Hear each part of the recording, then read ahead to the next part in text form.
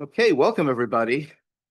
Thanks for coming. This is the City of Lake Forest Park City Council regular meeting for Thursday, July 24th, 2025 at 7 p.m. And I think I've asked Councilmember Riddle to lead us in the Pledge of Allegiance. I pledge allegiance to the flag of the United States of America, to the republic which stands one nation under God, indivisible, with liberty and justice for all. Thank you. Hey, so looking at the agenda here, I would entertain a motion to approve the agenda. So moved. All right, it's been moved by Councilmember McCartney. Do I have a second? Second. Great. Thank you. One of you two. All right. All right. So any changes anyone wants to suggest? All right. Seeing none, the agenda is adopted by consent. Okay, so we have public comments. I'll be reading a statement and then I'm going to be asking our city attorney Pratt to basically explain why we're reading this new part of the statement. State law RCW 42.17A.555 does not allow the use of public facilities to promote or oppose ballot measures. Promoting or opposing the city's levy lid lift ballot measure during a council meeting would be use of a public facility in violation of state law. This includes comments made during the public comment section of a council meeting. The statute, however, does not limit one's ability to support or oppose a ballot measure on one's own time using one's own resources. So in I guess more everyday language.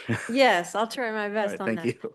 So this part of the state statute is in the chapter of campaign disclosures and contributions. And what it's, the main purpose is so that city funds, city facilities are not used to promote a ballot measure.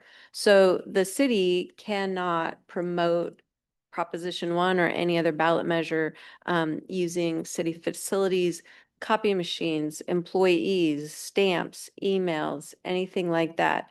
And it includes the use of a meeting like this. And so it includes using public comment to promote or oppose, or council members from the dais promoting or opposing. So it applies both ways. And this is a public facility, and so it can't be used even during public comment. But there are lots of other ways that you can promote or oppose any ballot measure. I appreciate the explanation. Thank you so much. Okay, and then now I'll read the regular part that we always read. Sorry, Councilmember Lebo. Thank you. Just for clarification, one may speak about the measure in factual manner without saying that they oppose or are in favor of it. Yes. Okay, thank you. That's kind of tricky depending on how you say it. So hopefully not. Hopefully it doesn't become tricky. Life has many challenges. It does. Have ears perked. And that is why I'm keeping an eye on our attorney's body language. So thank you. Okay.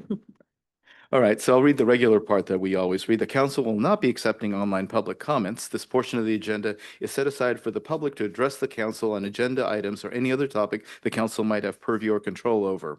However, the mayor or council may not respond to the comments from the public. The comments are if the comments are of a nature that the council does not have influence or control over, then the mayor or presiding officer may request the speaker suspend their comments. The council may direct staff to follow up on items brought up by the public. Comments are limited to a 3-minute time limit. So, thank you, Chief.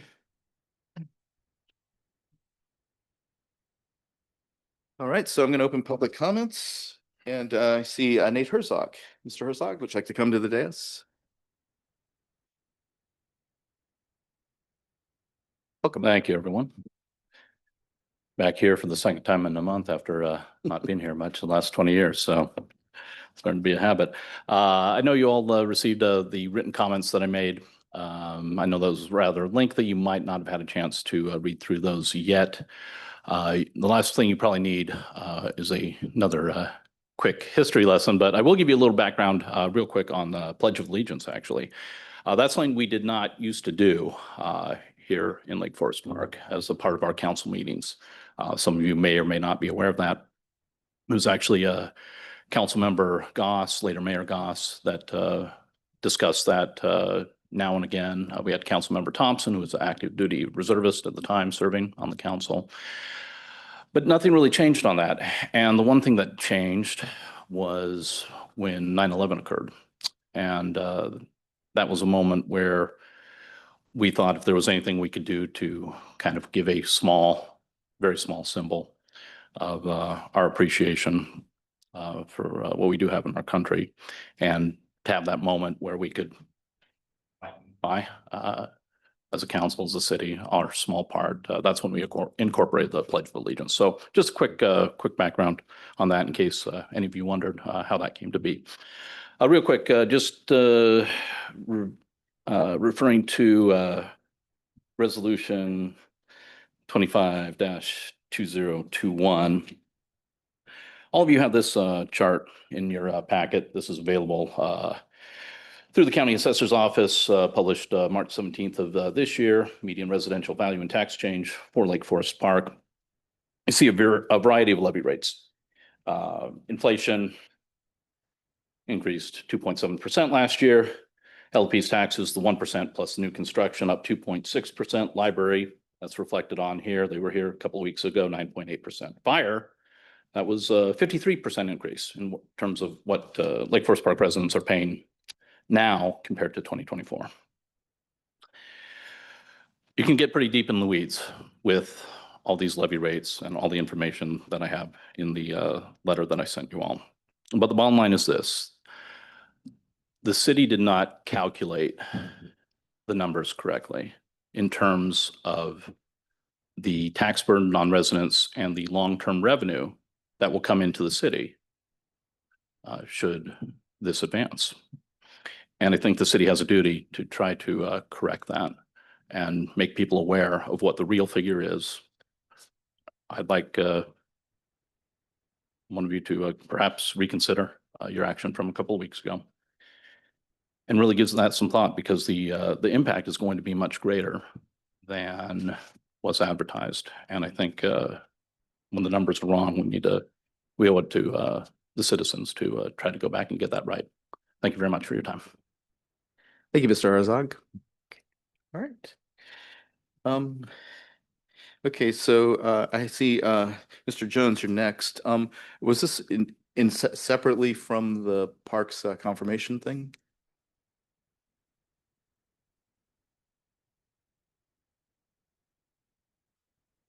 You can just sign it, yeah. Okay, all right, thanks. I appreciate that clarification. Okay, great. So we'll move to Sally Yamasaki and Dana Campbell. If you'd like to come up and give your comment on sanitation services. We're sorry, this is not ice cream for you guys, but next time we come, we will. It's excellent. Styrofoam, and that's the Tetra box. Okay. All right. So, in light of the strike, Dana and I, we brought our things down, and while we were doing it, we're wondering, are we crossing a picket line? You know, what exactly does this mean? And then we started to think about, well, as the community and paying Republic services, what other alternatives do we have? So we started looking into Recology, which is also another service, which actually was started 100 years ago, which we learned. And they started out as scavengers, and they, to this day, a large amount of their employees are still descendants of the original owners. Now, how it came up here in Seattle, which is interesting, it was Chris Martin who started Cleanscapes, and he cleaned up Pioneer Square. If anybody is as old as I am, and Sarah, you might remember. And so they eventually bought Cleanscapes, but it is it is employee owned and run, so they don't have to worry about going on strike. It also, because it's employee owned, is very progressive in terms of what they pursue in terms of environmental friendliness, because that's something that's been part of the ethos since 100 years ago. So Dana's going to talk some too, and we're going to just add in things. But as an example, just this is very frustrating to me, because Republic is a national company, right? Owned by Vanguard and blah, blah, blah, all these, and wasn't Bill Gates on there too? Anyway, big people. not the owners not the employees of the company. And things like Tetra boxes. Does anybody use these? Just Sarah? Corey, you don't use Tetra boxes? You can recycle these, right? But not through Republic. But not through Republic. And styrofoam, look how bulky this is going into our landfill. If we were with Recology, we could recycle these, but not with Republic. We know that you're going.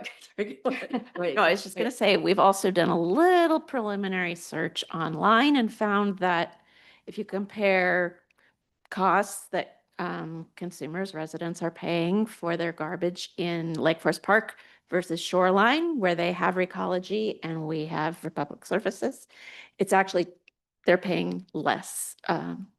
So we think that with the upcoming franchise, our upcoming franchise coming up soon, that we should be thinking about whether or not we want to try looking at other companies for our services. But we also want to know who we talk to that would figure that out, because we want to keep advocating for this, because I know you guys have a lot on your plate. So we'll be, Yes. Like so a if you little- could please email us with the information we need to know about the franchise. and what other information you might want to have to make a good decision. Okay, Thank you very much. thank you. And I want to remind the audience that we cannot respond from the dais, though the staff, I believe, are taking notes. Okay, I think that's everybody who's signed up. Oh, sorry, go ahead, Councilmember Lebo.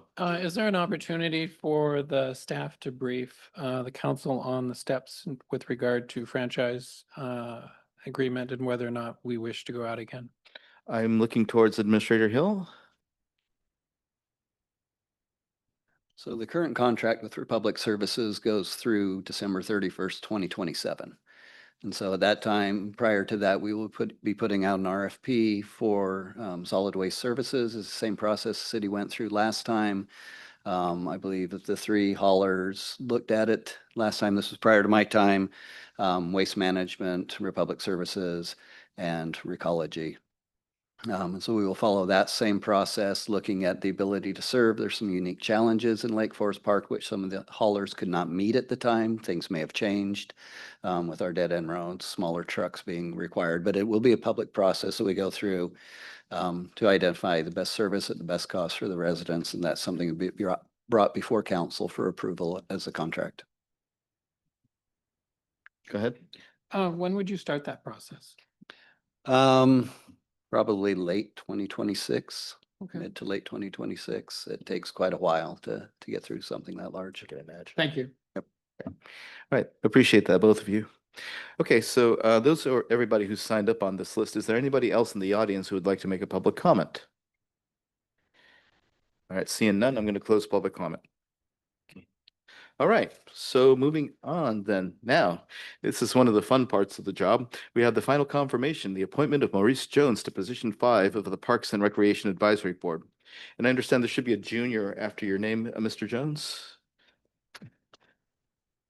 Yeah, so I have Maurice Jones Jr. here. I just wanted to say thank you to him to providing services that he will be able to offer to our community and the park board. He brings a wide variety of background involving community programming and community, just bring community together. So I will let him talk about his background and everything he's done. But he's a very impressive gentleman joining our board. Good evening.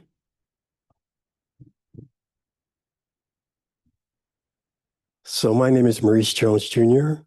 I am a resident of Lake Forest Park for at least 25 years. I went to the University of Washington, studied business, and I'm currently program director at KVRU 105.7 FM radio in Seattle and streaming live global. So my job working with the radio station is to bring people together, is create programming, and to train folks, especially who want to be on-air DJs. I've been living in this amazing community for quite a while. My family is a part of the Civic Club, which we've been here for 20 plus odd years. My son went to Brookside. He also went to Kellogg and to Shorecrest. And with the education he got there, he's was able to go to the University of Washington and get his bachelor's in communication, which he uses a lot right now. I'm involved in a festival called Black and Loud, which is focused on BIPOC community, Black fronted bands, and music from around the world. We focus a lot on the Seattle area for right now, even though we just got back from our first Black and Loud in New Orleans. We've done Black and Loud in Portland, and we're looking at doing Black and Loud in New York, in Brooklyn, sometime next year. My background is I've built multi-million-dollar recording studios. I built recording studios in Jamaica, and with a company called Wide Awake Entertainment, which was a company that was started by myself and my wife. And I understand building, I understand timelines, I understand how things can go south and how they can get really, really good in building. This program that I did with Wide Awake Entertainment, Liberty Studio, was supposed to be a 1-year project. It ended up being 9 months to get done because we had everything sourced properly. We had the right people involved, and we're able to pull it off.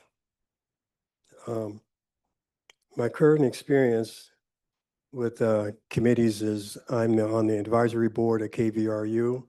Our mission is to make sure that people have a voice and that the community is involved in the decisions that are made by the radio station. The radio station just went through a major change. We have new partners. We have a new managing partner. We were working with a nonprofit called Southeast Effective Development, but they decided that the radio station wasn't part of their program. That's not what they wanted to do anymore. So we were able to come up with a group of potential investors and possible administrators to pull this off. And so we're going strong right now. We're on the air 20 hours a day right now, which legally we need to be on at least 6. And we're creating all different types of programs. We're doing podcasts, we're doing live, we're doing political forums, and we're also are moving towards more of a community-based type of training. The reasons why I want to be a part of Lake Forest Park community is because this is my community. I've been here for 25 years. My family's here. I've got lots of friends here. Sally's one of them. Officer Hayden is one of them. And I feel with the skills that I have, especially in building and community organizing, that I can help out with the Parks Department. This is an amazing project. It's definitely what the community needs, something that they can have a safe place to go to and to create conversation and make it a community, make it, a destination type of place. I'm a little nervous, of course, you can hear that, but I'm true about what I believe, especially about Lake Forest Park. So if you have any questions for me, please shoot. Right. Thank you so much, Mr. Jones. And Council, do you have any questions for our Parks Board candidate? No, go ahead. Thank you. I just want to express the appreciation that we have so many citizens that want to participate, and it takes a lot of effort to be on these boards, and having your voice as part of the Parks and Recreation is greatly appreciated. Thank you. Thank you. Yeah, I had a chance to chat with Mr. Jones before the meeting and, our intersection was basically Battle of the Bands. I like basically serving beer there and he participates in it. So that actually worked out pretty well.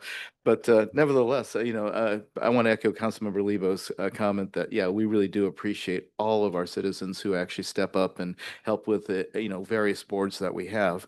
I just have one question for you. What's your favorite park? Oh, my favorite park is Animal Acres. Not my son, my dog loved that park. I think your son probably does too. I could tell. Yeah, well, not as much as Chloe. Chloe loved that park. All right, All thank you right. so much. So with that, I would entertain a motion. So move. Oh, you got to Oh. say it. Oh, my goodness. I forgot that part. Okay. I move that on the appointment of Maurice Jones Jr. to position 5 of the Parks and Recreation Advisory Board. Second. All right, the motion's been moved and seconded. All those in favor, please say aye. Aye. Yeah, vote too. All right, so Well, that felt good. congratulations.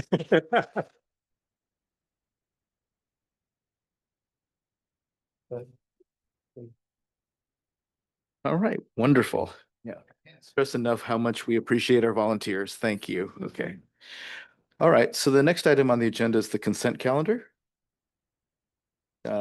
Entertain a motion for that. I move to approve the consent calendar. Second. Thank you. It's been moved and seconded. All those in favor of approving is there any discussion, I should say first? Okay. Sorry. All those in favor of approving the consent calendar, please say aye. All those opposed or abstaining. All right. Thank you very much. Moving right along. Okay. So I think next up is going to be Corey. Yeah. All right. So there are council discussion and action. The first item is Lakefront property proceeding with design and permitting. Yeah, so I'm just here again to follow up from the work session July 10th. Moving forward with permitting design so we can keep on track and under budget. I'm here to answer questions if we have anything else to follow up on. All right. So we're opening up to the floor to see. Go ahead, Mr. Lebo. Thank you so much, and I appreciate the earlier presentation that we had to review the park and its cost estimate. I just want to offer a couple comments, and that is that it would be appreciated if when you come with a cost estimate, you can come with the total project cost so that we can understand what the total projected cost is. So it includes the owner cost, not just the construction cost. Okay, I Such as thought that was provided, but Well, what we have is a projection of what might be included in the owner's costs, but it would be nice if we could see what that looks like. I mean, when you buy things like furniture and garbage cans and your time. yeah, we can work on that and then The other is a bit more substantive, and that is that I sometimes, as I think about this park, it's an absolutely great asset for the community as a park. I'm wondering though, if the community center is a asset looking for a program. I mean, we understand what a community center is, but is it something that we will financially be able to support? And without sufficient parking, is it going to be a viable community center? And I would appreciate a discussion about what the viability of it is as a community center and what the cost might be to support it. I'm concerned that we might spend a lot of money. And one of the questions was, is there an alternate that we might put together with this? And as we look at the funding, it would be a shame if we think we have to get all the money before we could proceed. And I would be supportive of proceeding if we have sufficient fund to build the park, even if we can't do the community center. But I am concerned about the overall cost of the community center and its viability long-term. Would our money be better spent upgrading Third Place Commons as an example, which has the parking and other amenities that could be otherwise enhanced and instead of spending millions of dollars on the community center? And does anybody else have a comment? Go ahead, Councilmember Good. So at a community center, it could be, to me, I've seen different forms of community centers, so I wasn't clear in the plan of what type of community center it is, because there's some that do have a purpose, there's a dedicated theme or thing to it that people man and are there. Or is it a community center where it's being rented? It's a facility that can be rented and maybe it's passive when it's not being rented and it's active when it is being rented. So that's what I wasn't quite clear on. So I see as this community center when I'm also calling as an education center. This will be 100, like less than 100-person meeting space. We have no space in our city to host an art class, host a dance class, host a professor coming in to talk to us. While be able to fulfill, when we've done events here, this room fills up, it gets hot. It does not hold what the community needs. The house over there, that will be a community/education center, will be able to hold events like that. One follow-up question. Go ahead. Okay, if that's the case, do you have any estimated forms of revenue, like how much you would be charging for such a thing and how how it would be able to be booked out?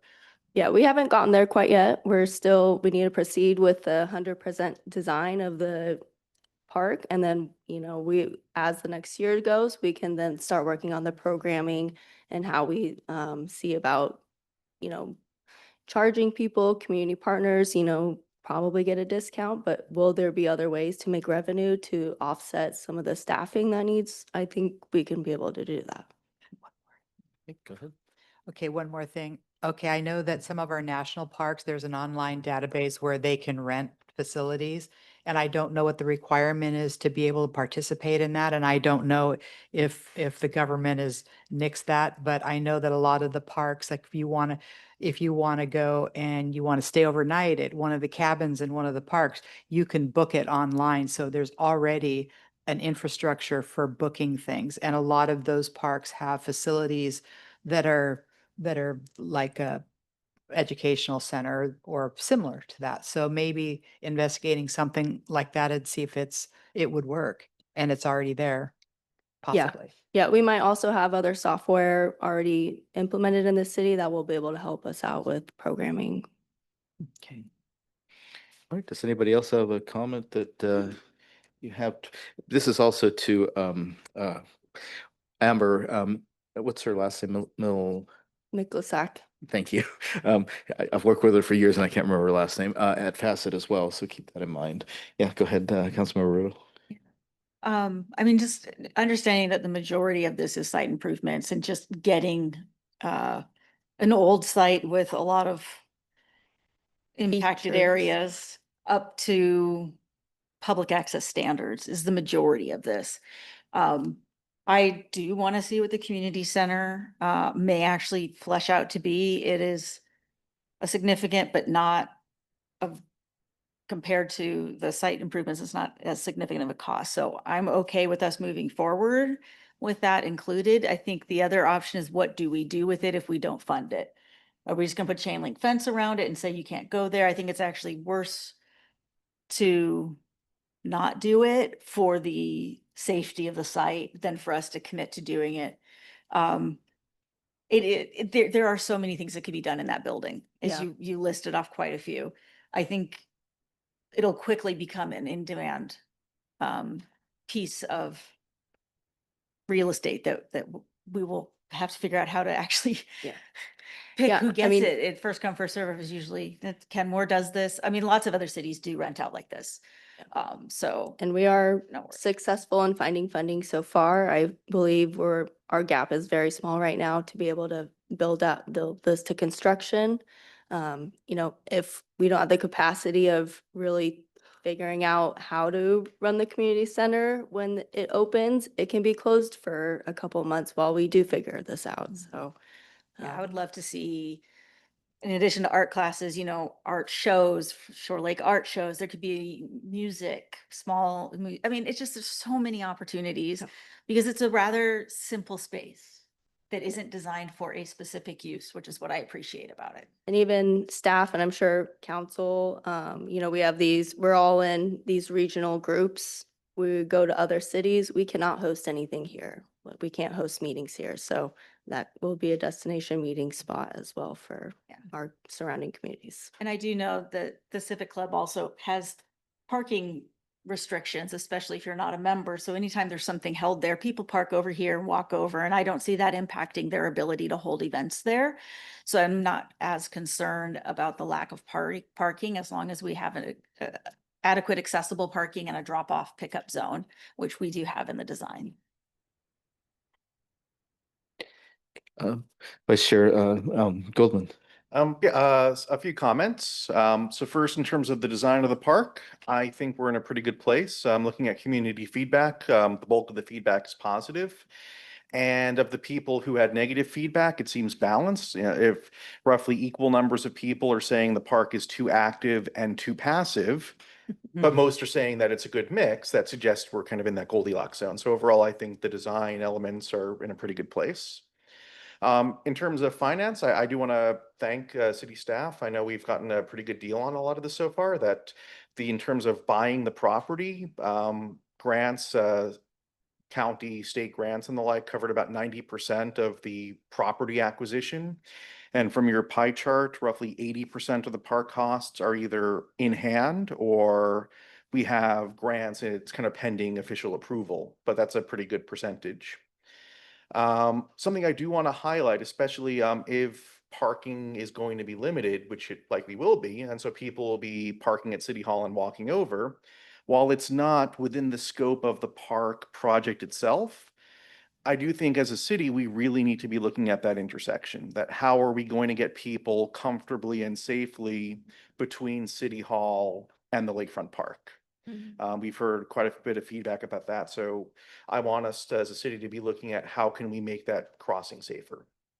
And as we've gone through and received public comment, we have reached out to like King County Parks for the built Grimmon Trail of some improvements that would help the project out, and same with the Sound Transit project. So we're giving our input, and as long as they accept it, that's great, but there might be more work to do. Thank you. Councilmember McCartney, do you want to make a comment? You know, you guys had shared a lot of things that I was thinking about, a lot of concern around I don't want to say concern actually, but just a lot of questions around the community center. And I know I exchanged with you about, you know, what is the long-term costs, short term and the long term, but I understand this is kind of chicken and the egg. You can't really say that until you know what you're working with. So really interested to see that as that progresses. And also to double underscore that community center and what the potential revenue generation could be. I think that's a really important element of that. But again, I think it is quite impressive how much money has been attained via grants, and that is amazing. So again, kudos to you guys on that. That is fabulous. And this is a big asset for the city. Thank you. Well, I appreciate your presentations, and please thank Ms. Malesic as well. I don't think I did that right either, but nevertheless, you know, the fact that the stunning thing to me was, with any luck at all, bringing the city's contribution to 41,000 on a multi-million-dollar park is stunning. So the fact is that I'm just very appreciative of your work, the staff's work, and of course Facet's work on all this stuff. And of course, I'm appreciative of all the public comment we've been getting at all the little charrettes and workshops and whatever the public outreach that we've had so far. Very thankful to the hundreds, if not thousands, of the residents who responded to these surveys and all the different workshops. So we'll figure out the parking. We'll figure out the staffing. I'm hoping that you got enough of what you need from this discussion. Yep. We'll be continuing to move forward, and we'll be back at probably mid-fall with another update, and maybe we'll have some of that cost long-term stuff for you, but Okay. Thank you so much. Appreciate it. Oh, go ahead. Procedural question. Do you need the council to take any sort of formal votes, or is it enough that has this conversation been sufficient for staff? I think we're good. No, we just, as long as there's no glaring issues and a consensus not to move forward, Corey and the team will move forward. Right. Okay. Thank you so much. Thank Okay. you. So we'll move on to the next thing, and I believe this is Mr. McLean. Appointing members of to the Pro and Con Committee for the Proposition 1 Public Safety Services Levy lid lift on the November 4th, 2025 general election ballot. This is a strictly pro forma. We need two motions. Oh, actually, I'll have Mr. McLean explain. Sorry. Okay. I didn't mean to step on your thunder. No, that's fine. Okay. Saves me from speaking. So after you pass the proposed levy resolution, after the last meeting, the next step would be to set the pro and con committees that will be filed with the county. They'll both propose or write up a pro statement and a con statement that's submitted and published in the voter pamphlets. And they'll also have an opportunity to put submittal or rebuttal statements in there too. So I reached out to the community, requested some names.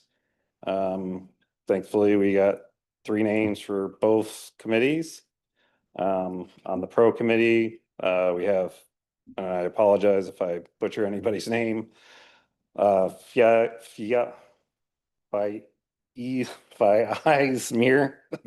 I think he goes by Fiaz. Yes. Yeah. Yes. Oh, unfortunately not at the moment because I'm not connected. And we don't have a whiteboard in this room, right? Yeah. Uh,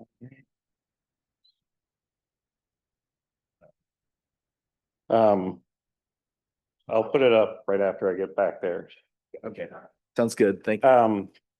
Peter Eglick, and David Hammond are on the pro committee. On the con committee is Jack Tonkin, Elizabeth Chappell, and Hannah Blackburn.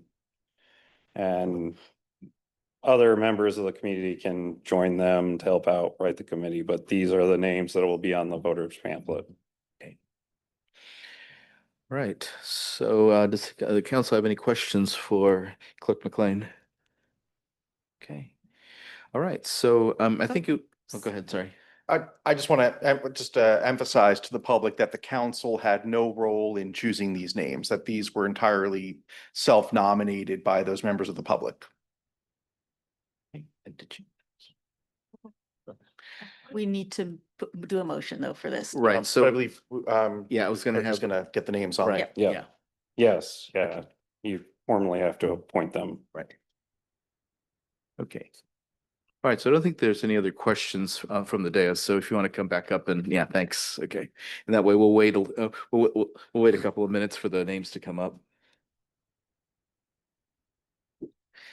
I just realized, why don't we have a whiteboard in this room? Because we've got the magic TV. Guess we got the magic TV. Yeah. Okay. Because you just need a whiteboard, don't Okay. Okay. you know? Yeah. Old school. Mhm. No, our former building director was very fond of the whiteboard. That is true. I remember those wonderfully complicated diagrams he would draw. Take pictures of them though. Yeah, yeah, yeah. Have to. It's great. Yeah, in theory, you can actually draw on that. On the TV thing. Right, and it'll capture it. With it. Right. Oh, take a big screenshot. Yep. That's nice. Here we go.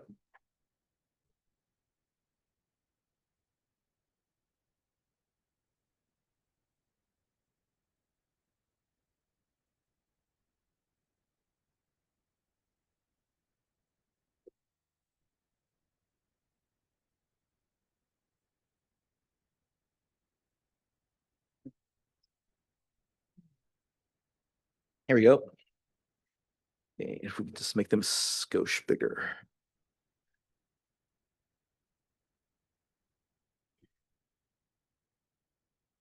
More.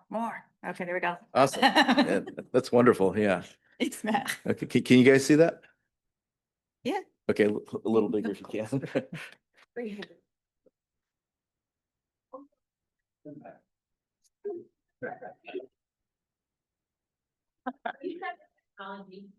That's the wrong direction. Okay.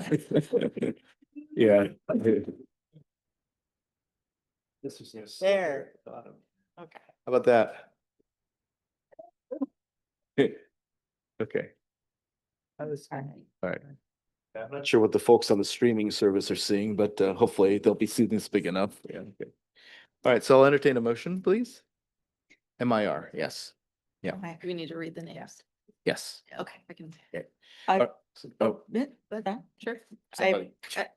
I don't. You already did? Yeah, go ahead. Okay. Okay, I move to approve the following individuals for the pro and con committees for Proposition 1. Oh, sorry. Okay, I move to approve the following individuals for the pro committee for Proposition 1. Fiasmir, Peter Eglick, David Hammond. And for the con committee, Jack Tonkin, Elizabeth Chappell, and Hannah Blackburn. second, All right. Is there any discussion?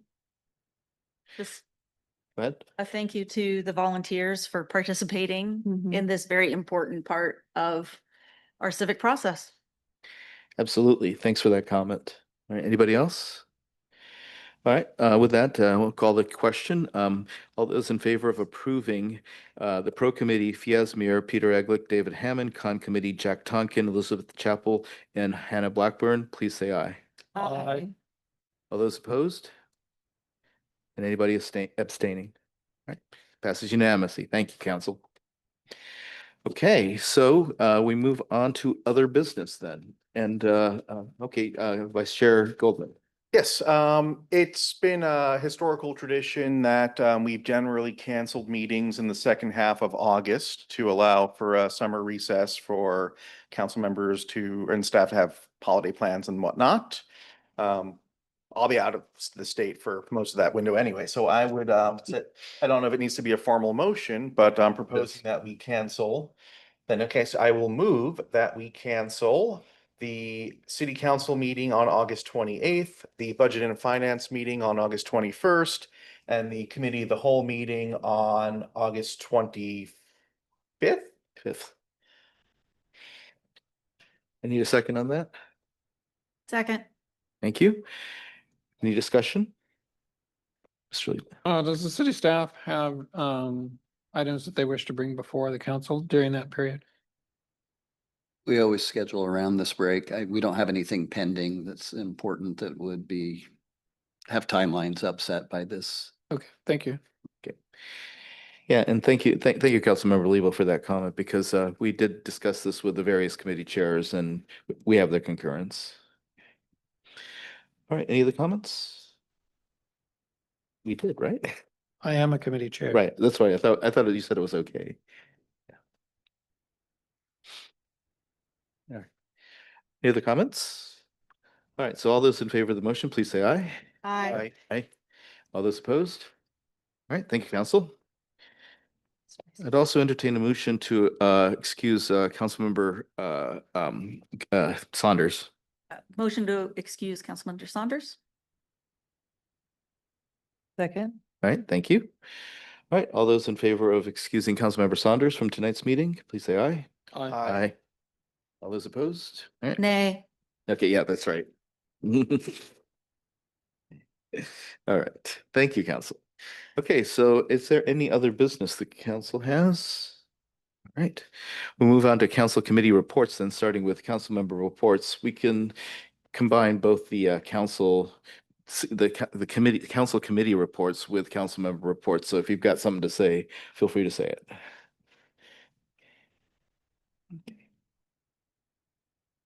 Right, while you guys are thinking about it, I'll do mine really quickly. I was able to attend RIA 8 meeting last Thursday on Zoom, and I know that our stormwater technician, Chris Corwell, also did as well.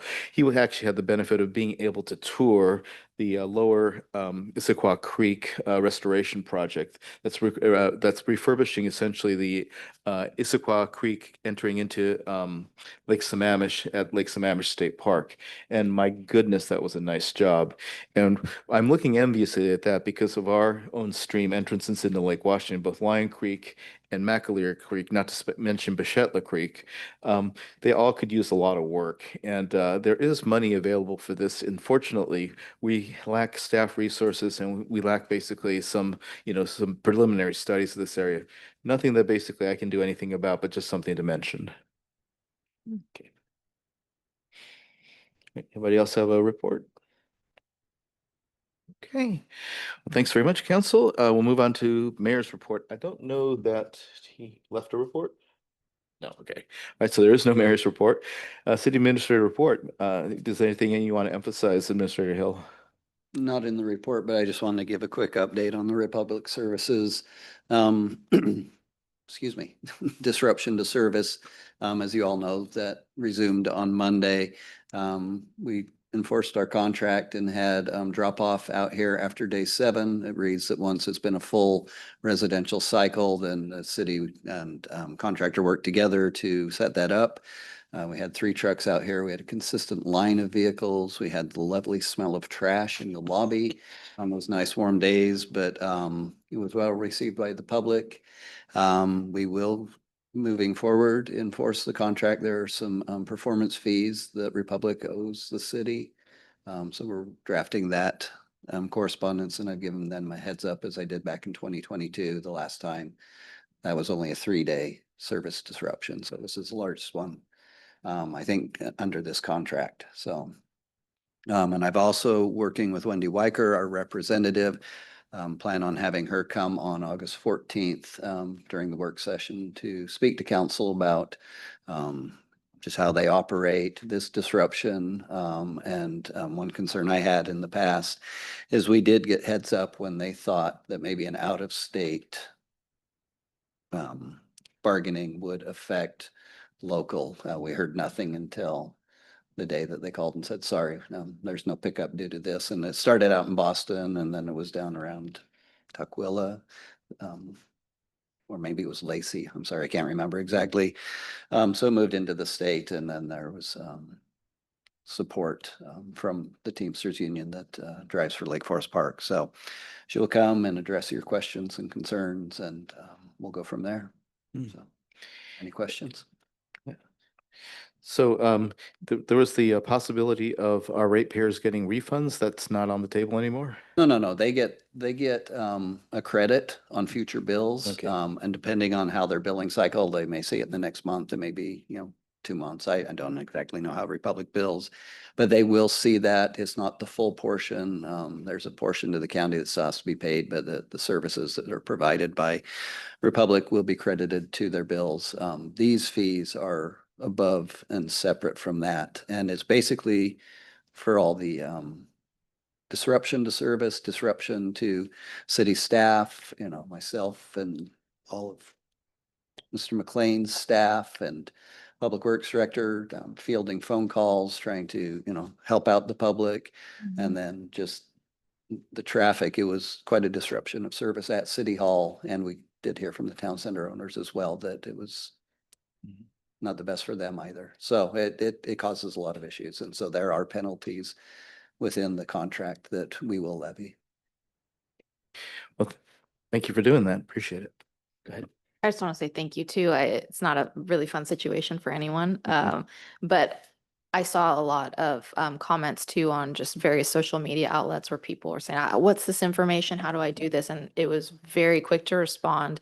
And having that 3 days, I think that a lot of people were able to access it. And it was a really great thing to see too. Neighbors, just even where I live, were like, okay, you can't get there. You don't have a truck. I'll help you. And I think that process of people were asking, well, do I have to prove I'm a resident? I need to find a letter. How do I do this? None of that was a hurdle. And so I think how you guys executed it and the communication it went as well as possible in a very not fun situation. So thank you for that. It was executed extremely well. Councilmember Riddle? City Administrator, do we have an understanding of seniors or those that can't leave their home that are, at risk, to be able to reach out to those individuals during these sorts of difficult times to see if they needed additional assistance? Is that something that we do internally, or do we not track that at the moment? It's not something that we track. Kind of late in the process, through NEMCO, we got information that I can't remember exactly how it came about, but basically an emergency was declared such that the volunteers could have helped. We didn't receive any phone calls at City Hall as far as, hey, I can't get my trash there. The one that I did receive was, well, I can only get there on Saturdays. I work a job. We tried to work with Republic, but because of the limited amount of staff they brought in from other states and DOT hour limits, they couldn't provide those services because we weren't the only city they were doing this in with limited out-of-state staff. Okay, thank you. Vice Chair Goldblum? Yes, first, I do want to give a lot of credit to the city in order getting this in place. I know there were a number of cities in our region that didn't have any of this at all. And so their residents were just sort of out of luck that they could either pay to go to the transfer station or they could let the trash build up. So I appreciate that we had it. I would echo that if this happens in the future, and hopefully it does not, but having a Saturday option seems like it would be good for people who do have 9 to 5 jobs or other obligations. And it would also be less disruptive to the city in that there wouldn't be as many staff at City Hall while the garbage is being collected. I would be happy if you bring that up on August 14th because we tried through Friday to get that Saturday set up. But I mean, it's not that I don't think Republic didn't want to do it. It's they just couldn't staff it and those DOT hours got in the way. And you're right. Cities to the north of us didn't have that same luxury. I had the media reaching out to see if we could handle, afraid the producer was going to ask them if Lake Forest Park could handle the additional load from cities to the north. These were much larger cities. We were backed up. We couldn't. And so we had to decline that. We could barely handle our own residents here. And we weren't using all of City Hall parking lot alone. So thanks to the town center owners for not punishing us too badly. Okay. All right, anybody else? Councilmember Lebo? On a separate note, could you update us on the status of the roundabout bidding? Bids have come in. Is there a low apparent bidder? Not yet. No, they're still reviewing those. Well, there's a low. I don't know the answer to that question. I'm sorry. There was a range between below and above engineer's estimate and several in the middle. So, but I don't think they've determined. They're still going through making sure that they're accurate to call out the lowest apparent bidder. Lowest on the chart was well below engineer's estimate, but there was concern that items were missed in that bid. I think Director Dickinson will be able to report on that to council when she returns. She's just out today and tomorrow. Okay, thank you. Yeah, that's a good question. Anybody else? Any questions for our city administrator? I just wanted to point out 2 things. One of them is people find out that you own a pickup truck real fast during a trash fight. Okay, all right. And the second thing is that I really wanted to shout out to the chief for a wonderful safety day. So, Ooh, yeah, and I know several of you attended and yeah, it was, what would you say like the attendance was? Was it better than most years?